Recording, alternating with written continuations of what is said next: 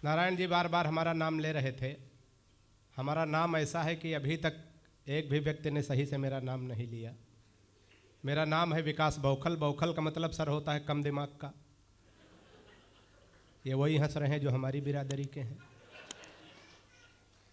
हमारी कविता में आपको दिमाग बिल्कुल नहीं लगाना है, क्योंकि हमारे खुदे इतना दिमाग नहीं सर कि हम कविता में लगाएं। हमारी कविता बिल्कुल तुरंत लगाओ, तुरंत आराम, बिल्कुल झंडू बाम। एक बार तालियां बजाओ, 2020 में शुरू करता हूं। बहुत अच्छे भाई, अच्छा। कभी बार बार आएंगे, कहेंगे नारायण जी की ताली बजाइए, कविता अच्छी लगे तो उत्साहवर्धन करिए। सर कवि सम्मेलन में 3 लोगों की जिम्मेदारी होती। सबसे बड़ी जिम्मेदारी एक तो संचालक की होती, जो रोहित शर्मा जी देश दुनिया के बड़े संचालक हैं, इनके लिए ताली बजा दो, हमारे लिए बजवाई है। धन्यवाद भाई, धन्यवाद। दूसरी जिम्मेदारी इन कवियों की, सर सब अच्छे कवि हमको छोड़ करके, हम बहुत अच्छे कवि हैं। तीसरी जिम्मेदारी आप सबकी होती है, क्यों आप सबने पैसा और समय सब खर्चा किया होता। सर अगर एक की जिम्मेदारी कम हुई तो कभी सम्मेलन जमने वाला नहीं। अभी हम एयरपोर्ट की तरफ से सुबह सड़क के किनारे किनारे आ रहे थे, हमने देखा सर सड़क के किनारे किनारे एक आदमी गड्ढा खोद रहा था, दूसरा आदमी मिट्टी डाल रहा था। फिर अगर आदमी गड्ढा खोदे, दूसरा मिट्टी डाले, हम रुक गए। हमने कहा भाई साहब कौन सा कार्यक्रम चल रहा? एक आदमी गड्ढा खोद रहा, दूसरा मिट्टी डाल रहा, मतलब कोई नहीं। उसने कहा तुम बौखल नहीं समझोगे, ये वन विभाग की तरफ से वृक्षारोपण का कार्यक्रम चल रहा। इसमें 3 लोगों की ड्यूटी लगाई गई थी। एक आदमी गड्ढा खोदेगा, दूसरा पेड़ रखेगा, तीसरा मिट्टी डालेगा। जो पेड़ रखने वाला है छुट्टी पर है, हम लोग अपना काम कर रहे हैं। तो आप तालियां बजा दो, आप पेड़ रखने वाले हो, है ना। आप छुट्टी पे चले गए तो कभी सम्मेलन का आनंद नहीं आने वाला। जितने मन से सुनोगे मैं उतने मन से बिल्कुल 2020 में निपटाऊंगा। समय की एक सीमा है, उसी परिधि में हमें काव्य पाठ करना। सर जल्दी जल्दी में निपटाना, हालांकि इतना भी जल्दी नहीं कि आनंद ना आए। कभी कभी जल्दी जल्दी के चक्कर में आनंद बेकार हो जाता। एक बार 4 आदमी एक लाश को लेके जा रहे थे नारायण जी। बगल से एक मोटरसाइकिल वाला निकला, उसने कहा आप चारों लोग साइड में हो जाओ, हमको जल्दी है। जो लाश लेके जा रहे थे पलट के देखे, बोले अगर ज्यादा जल्दी हो तो इनको उतार दे, तुम्ही को ला देंगे।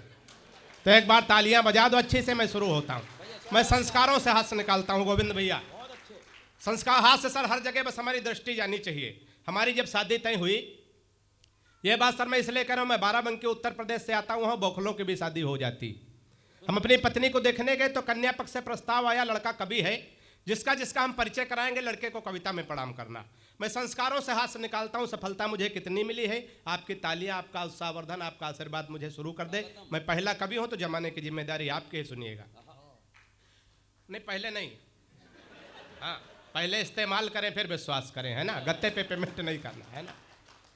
कि परिचय प्रथम कराया गुरुजी का, तब हमने कहा कि जय हो भाग्य निर्माता की। पीछे वाले भी जुड़ जाएं। कि परिचय प्रथम कराया गुरुजी का, तब हमने कहा कि जय हो भाग्य निर्माता के। और सास और ससुर को सामने जो लाया गया, एकाएक हम बोले जय हो पिता माता के।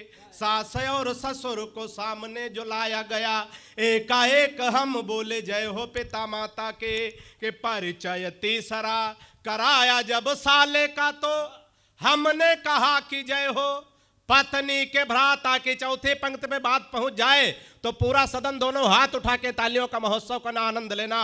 कि परिचय तीसरा कराया जब साले का, तो हमने कहा कि जय हो पत्नी के भ्राता की। और बिटिया दिखा के बोले गऊ जैसी बेटी मेरी, हमने कहा कि जय बोलो गऊ माता के।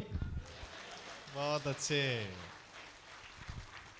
बहुत मस्ती में, बड़े आनंद में आप लोग हैं। 4 पंक्तियां और सुनिएगा। हम लोग विसंगतियों से सर हाथ से निकालते हैं। अगर हम किसी मरीज को भी देखने जाएं तो सकारात्मक दृष्टि लेके जाएं, उसको हंसाने की कोशिश करें, ना कहे मुंह लटका के बैठे। नारायण जी हमारे बहुत अच्छे मित्र हैं। अभी उत्तर प्रदेश में प्रयाग में कुंभ का मेला लगा था। एक दिन इनका कॉल आया कि चलिए बौखल भाई कुंभ नहा के आते हैं। हम चले गए दोनों भाई। भीड़ बहुत थी सर, हमारी जेब कट गई वहाँ। जेब कट गई। हमने कहा नारायण जी पैसे तो खर्च हो गए, जेब कट गई, अब बचा नहीं, घर कैसे चले। इन्होंने एक बहुत बढ़िया उपाय बताया। उपाय अच्छा लगे तो इनके सम्मान में तालियां उठाना। नारायण जी ने कहा विकास भाई सामने नदी दिख रही? हमने कहा हाँ सर दिख रही।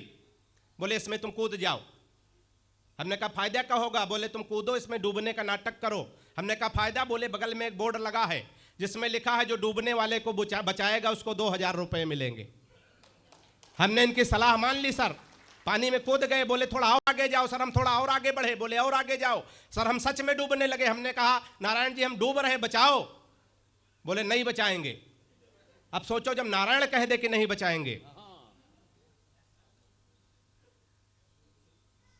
हमने कहा बचाओ, बोले नहीं बचाएंगे। हमने कहा क्यों नहीं बचाओगे? बोले बगल में एक बोर्ड और लगा है जिस पे लिखा है लाश निकालने वाले को 10,000 रुपए।